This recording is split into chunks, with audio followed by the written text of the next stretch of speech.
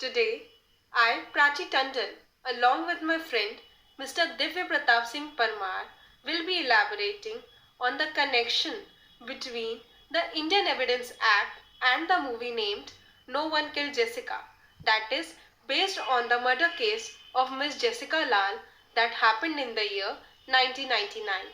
In this video, we'll be establishing the connection between different parts of this movie to the different sections of the Indian Evidence Act and shall show how crucial evidence is in the Indian justice delivery system. Movies are a part of this society. They are truly the reflection of what conspires in the society. They educate the masses about stories and concepts that remain unheard of. This movie brings about the revolution that happened in the Indian criminal justice delivery system when the circumstantial evidence was relied upon by the Delhi High Court to convict an accused who was acquitted before by the trial court on the basis that there was no evidence to prove his guilt and that he murdered Miss Jessica Lal. Before we begin with that, my friend Mr. Divya Pratap will elaborate on how this crime was committed by the accused. Now let's discuss the plot of the movie. Well, the movie is divided in three phases. First, the crime scene, then the court trial, and then the involvement of media. The movie opens with a scene of party where a lot of people are dancing, drinking and having fun. Jessica is at the bar counter engaged in her usual work with a co-employee named Vikram Jaising. Manish Bharadwaj, a young man with two of his friends, approaches Jessica and Vikram for a drink. However, the bar was closed at that time. Jessica told Manish that the bar timings are over and no drinks are left. While returning, Manish saw a man having two drinks in his hand. Later on, he returned to the bar and offered Jessica 1000 rupees for the drink. She still refuses, claiming that the drinks are over. Manish got irritated by her denial, which resulted in a quarrel between them. The lady came inside and saw the scene, asking, "Why did you shoot her?" Manish was shocked and ran from there. The lady shouted her husband's name in order to ask him to stop the man, who reacted on the same. However, Manish was able to run away. Now moving to the second scene, that was the trial scene. A court case was filed in which Manish and his friends were prime accused. 3 bullets of pistol and the vehicle of Manish were recovered by the police in the investigation of the FIR logged by Vikram. It seems to be a simple case. However, the most relevant fact here is that the prime accused was the son of a prominent member of a national political party. Manish surrenders to the police and confesses that he intended to only threaten the girl by shooting very close to her ear, but because he was not wearing his specs, the bullet hit her head. About 300 people were present at the scene.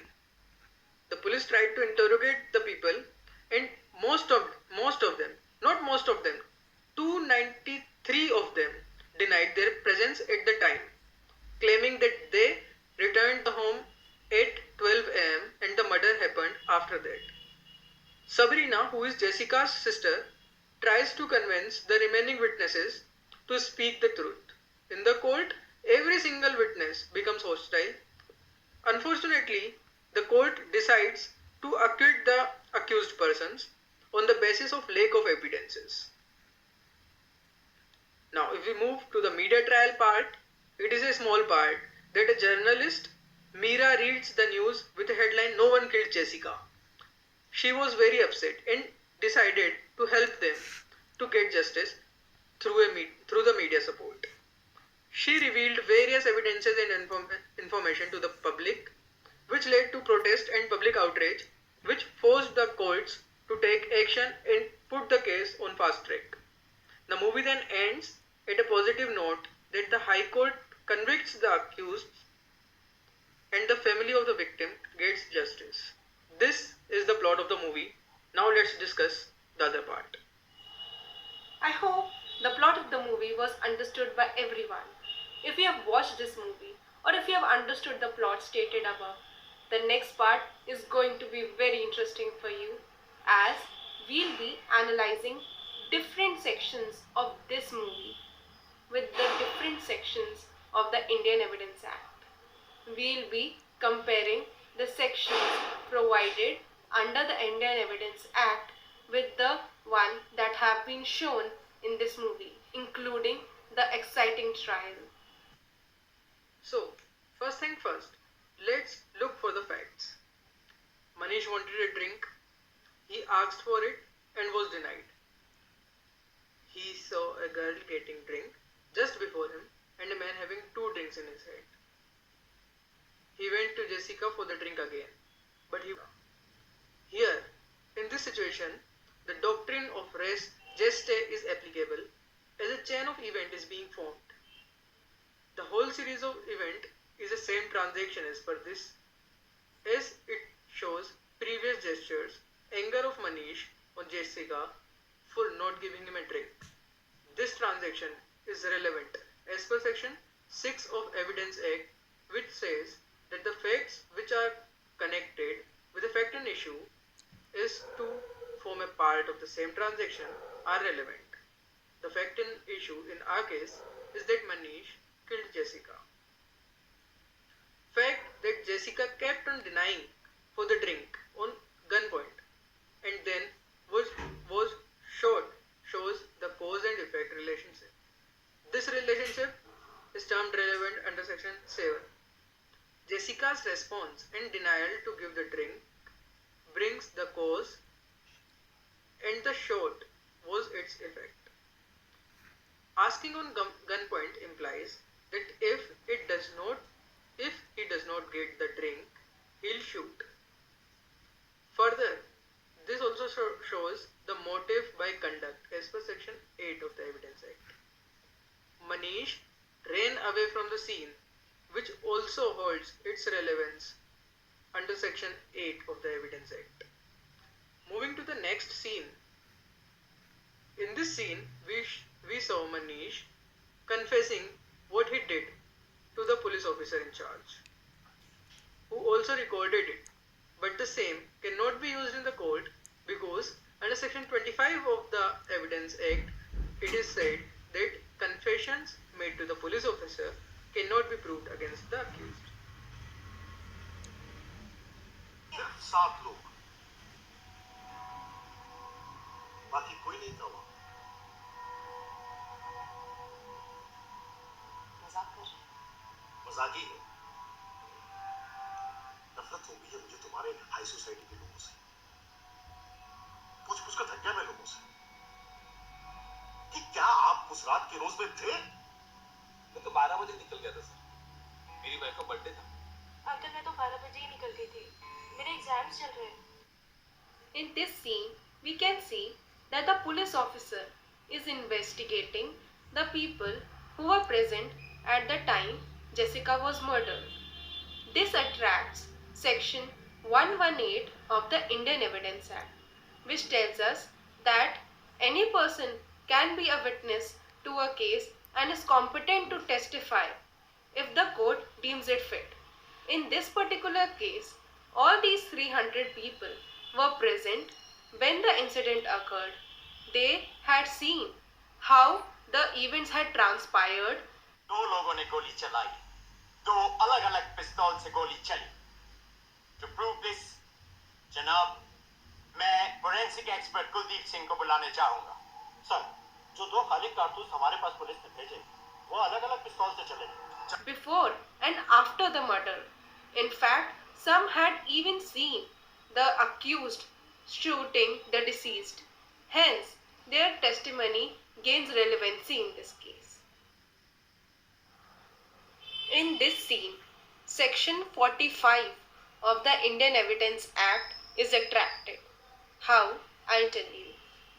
The forensic expert tells the court that the bullets used are from different weapons. This testimony is relevant because whenever the court has to come up with an understanding on a foreign law or a science or an art, the experts of the same are considered by the court to provide them with relevant information to construe whether or not the proof is in the favor of the accused or the victim. So, we have seen how opinion of an expert acts as an important piece of evidence. In furtherance to this section, Section 60 of the Indian Evidence Act operates to tell us how important an oral evidence is for the court. For any oral evidence to be admitted in the court, it has to be direct in nature, which means if I as a witness is alleging that this incident has occurred and I have seen it happening, then the relevance in this testimony is this, that I have seen it. Means that there is a direct connection between what I am saying and the ground upon which I am saying it. If I have said that I have heard it, then it means that I should have perceived through my ears as to what was actually said. In this particular case, the evidence provided through the testimony of people who had seen and heard Mr. Manu, who had shot at Jessica, they had a direct connection between the crime and what they had perceived through their senses. The same is also applicable on the expert opinion that had been provided with respect to the bullets used. So, we see how important an oral evidence is in connection with the crime scene. अपने पिस्तौल रखते हुए देखे। He looks somewhat like him, but I'm not sure. Objection, sir. Overruled. क्या यही है? I'm not sure. I object, sir. क्या यही है? I object, sir. Overruled. क्या यही है? यही है या नहीं? This scene was the most important scene of this movie as it depicted the criminal trial, the trial of the accused for the murder of Miss Jessica. We saw that the witnesses were produced from both sides to provide testimony in the favor of the sides producing them. However, the witnesses produced by the side prosecution turned hostile and did not provide the testimony in front of the court in the favor of the deceased, thereby leading to the acquittal of the accused on the grounds that there was no evidence to provide for his guilt and to establish that he murdered Miss Jessica at that night. This shows how important it is for a witness to testify in front of the court to provide relevant information as to what actually happened. Since the court is not there, the witnesses act as the eyes and ears of the court and tell what actually happened at that time. The criminal trial proceeds on the examination of such witnesses. The process in which a lawyer calls upon a witness and asks certain questions is called examination. Chapter 10 of the Indian Evidence Act, which stretches from section 135 to section 165, tells us the manner and the procedure in which the examinations are to be held. Section 137 of the Indian Evidence Act provides for three kinds of examination. The first kind of examination is the examination in chief. The examination in chief is the examination of the witness by the lawyer from the side which has produced this witness before the court to testify the facts from their side. For example, if I am the prosecution lawyer and I am asking questions to a witness that has been produced by the side of the prosecution to prove the case, then this examination is called examination in chief. Second kind of examination is the cross-examination. The cross-examination is the examination of the same witness by the adversary side, which means that, for example, the same witness being questioned by the lawyer of the defense, then that examination will be termed as cross-examination. The third kind of examination is the re-examination. This kind of examination is done by the side which has appeared for the case and has provided the witness, who on cross-examination has provided certain evidences or certain testimony that was not made earlier. So, in order to discredit or prove what he has already stated before, the re-examination by the side which had produced him earlier can be conducted, but the same can only be done if the court permits for the same. So, we are known now that there are three kinds of evidences provided through examination in chief, cross-examination and re-examination.